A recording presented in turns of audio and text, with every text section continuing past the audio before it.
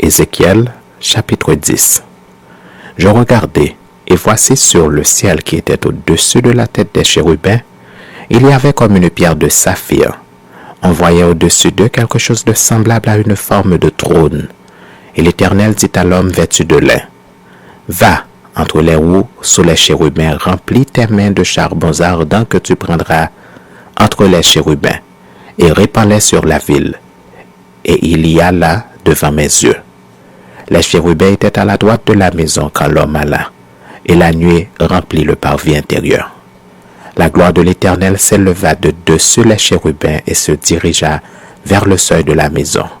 La maison fut remplie de la nuée, et le parvis fut rempli de la splendeur de la gloire de l'Éternel.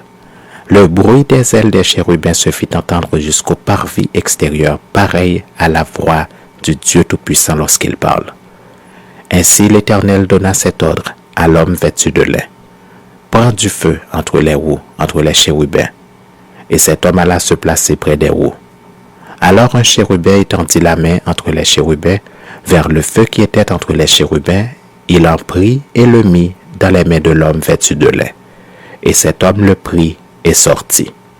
On voyait aux chérubins une forme de main d'homme sous leurs ailes. Je regardai et voici, il y avait 4 roues près des chérubins, une roue près de chaque chérubin, et ces roues avaient l'aspect d'une pierre de chrysolite. À leur aspect, tous les 4 avaient la même forme. Chaque roue paraissait être au milieu d'une autre roue. En cheminant, elles allaient de leurs 4 côtés, et elles ne se tournaient point dans leur marche, mais elles allaient dans la direction de la tête, sans se tourner dans leur marche. Tout le corps des chérubins, leur dos, leurs mains et leurs ailes étaient remplis d'yeux, aussi bien que les roues tout autour, les 4 roues. J'entendis qu'on appelait les roues tourbillons. Chacun avait 4 faces. La face du premier était une face de chérubin, la face du second une face d'homme, celle du troisième une face de lion, et celle du quatrième une face d'aigle. Et les chérubins s'élevèrent. C'étaient les animaux que j'avais vus près du fleuve de Kébar.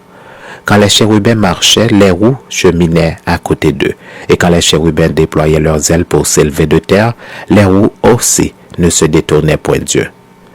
Quand ils s'arrêtaient, elles s'arrêtaient, et quand ils s'élevaient, elles s'élevaient avec eux, car l'esprit des animaux était en elles.